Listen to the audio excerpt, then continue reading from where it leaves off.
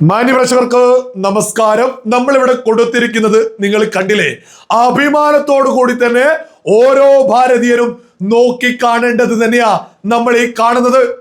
ജമ്മു കാശ്മീർ സഭയിലെ നാഷണൽ കോൺഫറൻസിന്റെ അംഗങ്ങള് ആയത്തുള്ള അലി ഖമേനിക്ക് വേണ്ടിയിട്ട് കറുത്ത ബാഡ്ജ് ധരിച്ചാണ് രംഗത്തെത്തിയത്.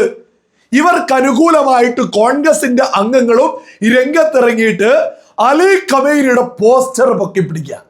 ഏത് ജമ്മു കാശ്മീർ സഭയിൽ നടന്നതാണ് നമ്മൾ ഈ പറയുന്നത്.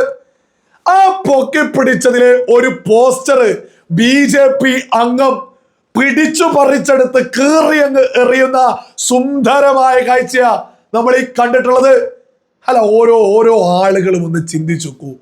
നമ്മുടെ ജമ്മു കാശ്മീരിൽ എന്തു ഉണ്ടക്കാണ് ജിഹാദി തീവ്രവാദ അനുകൂലി ലോകത്ത് ഭീകരവാദം വളർത്തിയ അലി ഖമേനിയുടെയൊക്കെ ഫോട്ടോ പൊക്കിപ്പിടിക്കുന്നത്. ഇത് മലയാളികൾ ഒരുപാട് ഗൗരവത്തിൽ ചിന്തിക്കേണ്ട വിഷയ. നമ്മൾ ഈ നിയമസഭാ ഇലക്ഷന്റെ പടിവാതിൽക്കല കേരളം എത്തി നിൽക്കുന്നത്. ഈ സമയത്ത് ഈ കഴിഞ്ഞ മണിക്കൂറിൽ നടന്നതാ നിങ്ങൾ ഈ കാണുന്നത്. ബഹളം വെച്ച് മാത്രമല്ല, ഖമേനിക്ക് മാത്രം പ്രകടനം വിളിക്കല്ല, മോദിക്കെതിരെയും പ്രകടനം നടത്തുന്നുണ്ട്. ഏത് ജമ്മു കാശ്മീരിൽ സഭയിലെ ഓരോ ആളുകളും ഒന്ന് ചിന്തിച്ചു, ഈ യുദ്ധത്തിൽ രാജ്യത്തിന്റെ പ്രധാനമന്ത്രിക്ക് എന്ത് പങ്കാണുള്ളത്? അപ്പോ നമ്മൾ നിരന്തരം പറയാറുണ്ട്, രാഹുൽ ഗാന്ധിയുടെ നേതൃത്വത്തിലായിരുന്നു രാജ്യം ഇന്ന് മുന്നോട്ട് പോകുന്നത് എങ്കിൽ ജിഹാദികളുടെ ആഗ്രഹപ്രകാരം, അവരുടെ ആവശ്യപ്രകാരം ഇറാനൊപ്പം യുദ്ധത്തിന് രാഹുൽ ഗാന്ധിയുടെ കോൺഗ്രസ് രംഗത്തിറങ്ങുമായിരുന്നു.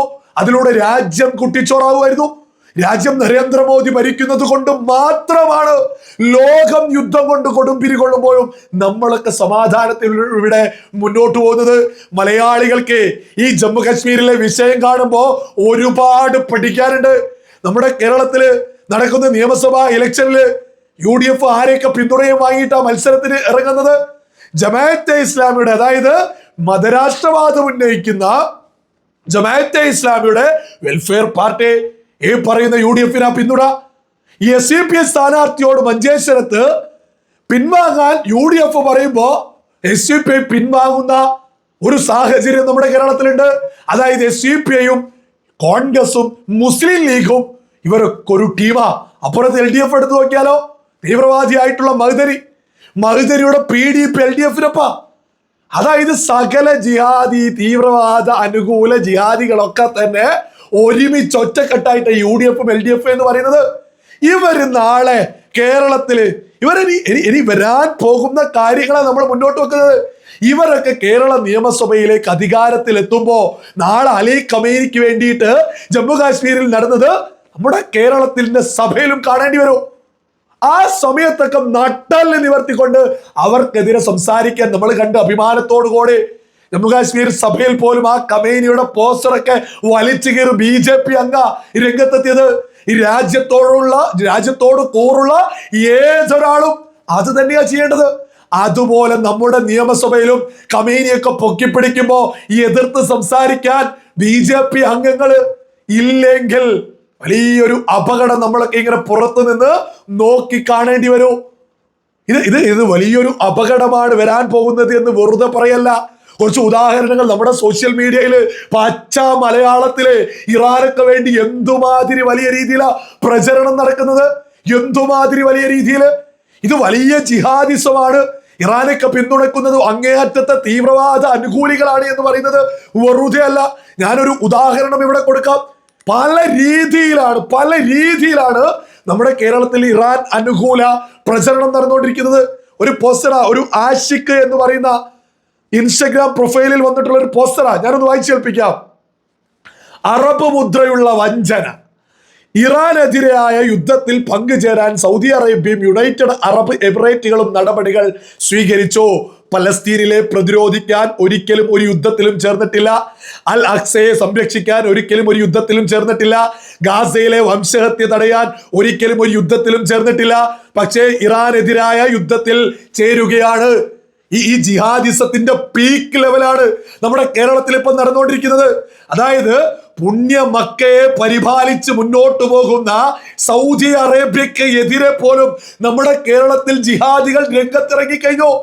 ഇറാൻ സൗദി അറേബ്യ, പുണ്യ മക്കയുള്ള സൗദി അറേബ്യയിലേക്ക് പോലും ആക്രമണം നടത്തുക. ഈ സമയത്ത് നമ്മുടെ കേരളത്തിലെ ജിഹാദികൾ ഒന്നടങ്കം ഇറാന് വേണ്ടി രംഗത്തിറങ്ങുക. മറ്റൊരു വലിയ യാഥാർത്ഥ്യമുണ്ട്. കേരളത്തിൽ ഷിയ മുസ്ലിങ്ങൾ എന്ന് പറയുന്നത് വളരെ വളരെ വളരെ തുച്ഛമാണ്. ഇവിടെ സുന്നി മുസ്ലിങ്ങളാണ് ഏറ്റവും കൂടുതലുള്ളത്. നിരവധി സംഘടനകളുള്ളത് സുന്നി മുസ്ലിങ്ങളാണ്.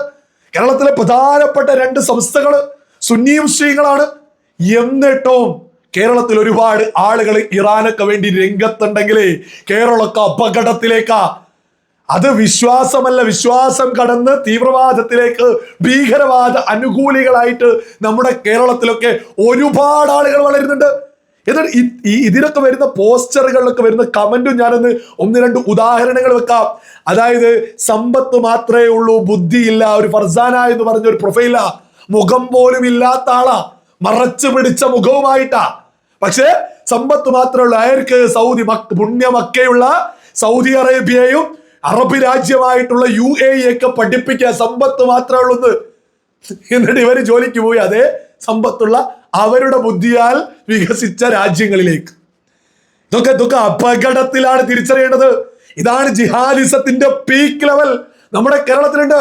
ഗൾഫ് രാജ്യങ്ങൾക്കെതിരെ പോലും ഈ രംഗത്ത് ആളുകളെ ഇറങ്ങിയിട്ട് അലി ഖമൈനി എന്ന തീവ്രവാദിക്ക്, ലോകം മൊത്തം ഭീകരവാദം വളർത്തിയവരെ പിന്തുണക്കുന്നുണ്ടെങ്കിൽ ഇതൊന്നും ചെറിയ കാര്യമാണ് എന്ന് ഒരാൾ പോലും തെറ്റിദ്ധരിക്കരുത്. ഇതൊക്കെ അങ്ങേയറ്റത്തെ അപകടമാണ് നമ്മുടെ കേരളത്തിൽ നമ്മൾ കണ്ടുകൊണ്ടിരിക്കുന്നത്. അടുത്ത കമന്റാണ്, ഓയിൽ, ഗ്യാസ്, വെള്ളം, ആരാംകോ എയർപോർട്ട് ഒക്കെ നിന്ന് കത്തുമ്പോൾ പഠിച്ചോളും, കണ്ടറിയാത്തവർ കൊണ്ടറിയും. ഇതൊക്കെ കാണുമ്പോൾ ഏകദേശം ഗൾഫിലൊക്കെ പോയിട്ട് വന്ന ഒരാളെ പോലെയാണ് ഈ കമന്റൊക്കെ. ഗൾഫ് രാജ്യങ്ങളിൽ നമ്മളിൽപ്പെട്ട ഒരുപാട് മലയാളികളുണ്ട്, നമ്മളിൽപ്പെട്ട ഒരുപാട് ഇന്ത്യക്കാർ, 1 കോടിയോളം ആളുകളെ. അവർക്കൊക്കെ എന്തും സംഭവിച്ചോട്ടെ, തന്റെ തീവ്രവാദം, തന്റെ ഭീകരവാദ അനുകൂലമാണ് ഇവരൊക്കെ ഇങ്ങനെ വെളിപ്പെടുത്തുന്നത്. ഇതൊക്കെ ഞാൻ ഉദാഹരണങ്ങൾ മാത്രമേ ഞാൻ ഇവിടെ കൊടുത്തിട്ടുള്ളൂ. ഇതുപോലെ ആർക്ക് വേണമെങ്കിലും ഇൻസ്റ്റഗ്രാമൊക്കെ ഒന്ന് പരിധി നോക്കിയാൽ ആയിരക്കണക്കിനല്ല 10,000-കണക്കിന് ഇറാൻ പോസ്റ്ററുകൾ കാണാൻ സാധിക്കൂ. ഇത് നമ്മുടെ കേരളത്തിനെ സംബന്ധിച്ച് അപകട. വരുന്ന നിയമസഭാ ഇലക്ഷനിലൊക്കെ UDF അധികാരത്തിലേക്ക് എത്തുകയാണെങ്കിൽ ഒരു തർക്കവും വേണ്ട കേട്ടോ. ഇതൊക്കെ നിയന്ത്രിക്കാൻ പിന്നിൽ നിന്ന് ജമാഅത്തെ ഇസ്ലാമിയും മുസ്ലിം ലീഗും ഈ പറയുന്ന SDPI ഒക്കെ പോലെയുള്ള ആളുകളാ. ഇത് അപകടമായിരിക്കും. ഒരു തർക്കം അത് ആർക്കും തന്നെ വേണ്ട. നമ്മള് ജമ്മു കാശ്മീരിലെ അലി ഖമൈനിക്ക് വേണ്ടി സഭയിലായിപ്പോ തെരുവൊക്കെ വിട്ടു, സഭയിലേക്ക് എത്തി. ഇത് അപകടമാണ്. അത് ഇന്നല്ലേ നാളെ നമ്മുടെ കേരളത്തിന്റെ നിയമസഭയിൽ ഈ ഇതുപോലെ ഖമൈനിയെ പോലെ ഹമാസിനെ വളർത്തിയ, ഹിസ്ബുള്ളയെ വളർത്തിയ, ഹൂത്തിയെ വളർത്തിയ, ഭീകരവാദ സംഘടനകളെ വളർത്തിയ ഒരു നേതാവിനെയൊക്കെ നമ്മുടെ സഭയിലൊക്കെ പൊക്കിപ്പിടിക്കാതിരിക്കണമെങ്കിൽ UDF-നൊന്നും ആരും അധികാരത്തിൽ എത്തിക്കാതിരിക്കാൻ ശ്രമിക്കുക. ഇതൊക്കെ സകല മലയാളികളും തിരിച്ചറിയുക. നമ്മുടെ നാടിനൊരു അപകടത്തിലേക്ക് പറഞ്ഞു വിടാതിരിക്കുക.